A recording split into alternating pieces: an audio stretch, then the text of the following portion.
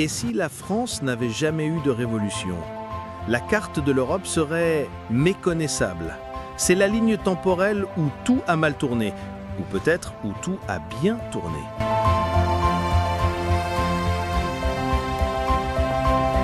Avant de commencer, pensez à liker et à vous abonner pour recevoir la notification de notre prochaine vidéo.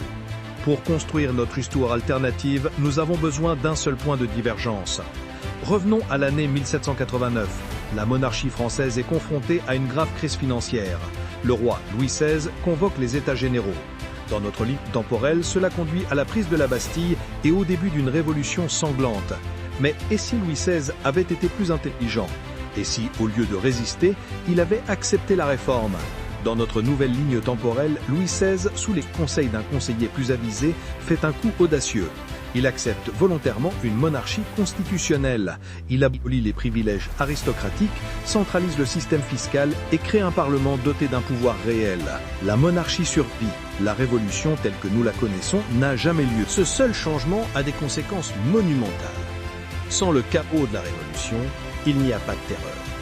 Il n'y a pas de nouvelle république. Et surtout, il n'y a pas de général d'artillerie nommé Napoléon Bonaparte qui monte en grade pour s'emparer du contrôle du continent.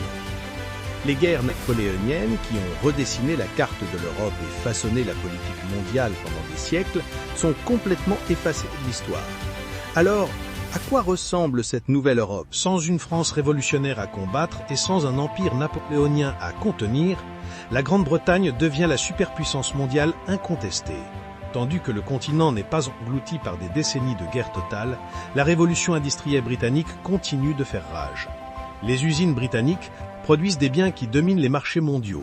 La Royal Navy, sans rivaux navals majeurs comme la flotte française pour la défier, devient une force inattaquable sur les océans du monde. L'expansion coloniale britannique est encore plus agressive. Sans opposition française en Amérique du Nord, le 19e siècle n'est pas un siècle d'alliances changeantes et de guerres sanglantes, mais de domination économique et diplomatique britannique. Un congrès de Londres remplace le congrès de Vienne, non pas pour restaurer les anciennes monarchies, mais pour reconnaître officiellement la suprématie navale britannique et sécuriser ses routes commerciales. La Pax Britannica, une période de paix relative sous la domination britannique, commence beaucoup plus tôt et dure beaucoup plus longtemps. La livre sterling devient la monnaie de réserve mondiale incontestée. Et Londres, la plus grande victime de cette ligne temporelle, est l'idée d'un État-nation français unifié. Sans la Révolution et Napoléon, les identités régionales de la France seraient restées puissantes. Nous pourrions voir une monarchie constitutionnelle à Paris, mais elle aurait peu de contrôle sur le reste du pays.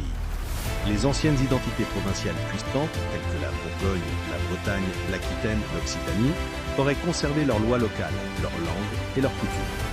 Le résultat est une France beaucoup plus faible et fragmentée. Une province unie de France, au mieux, éclipsée par ses voisins plus cohésifs. Cette France fragmentée n'aurait jamais été en mesure de défier les ambitions mondiales de la Grande-Bretagne. De l'autre côté du Rhin, la question allemande se déroule également différemment.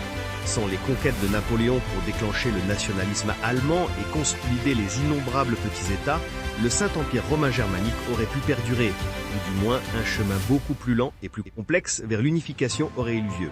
Nous assisterions probablement à une lutte de pouvoir continue entre une Prusse dominante et une Autriche des Habsbourg plus influente. Une rivalité qui maintient l'Europe centrale dans un état de tension constante mais limitée. Les effets de cette ligne temporelle résonnent à travers l'Atlantique. Sans révolution française, Napoléon ne parvient jamais au pouvoir. Sans le besoin désespéré de Napoléon d'argent pour financer ses guerres européennes, il n'y a pas d'achat de la Louisiane. Le vaste territoire de la Louisiane reste sous contrôle français. Les États-Unis sont une nation beaucoup plus petite et plus concentrée, confinée en grande partie à la côte Est. Son expansion vers l'Ouest est lente, difficile et remplie de conflits, non seulement avec des tribus amérindiennes, mais avec un puissant État colonial français à son ouest. L'identité de l'Amérique en tant que puissance continentale serait profondément modifiée. Pendant ce temps, en Russie, le tsar Alexandre Ier n'aurait pas été renforcé politiquement en repoussant une invasion napoléonienne.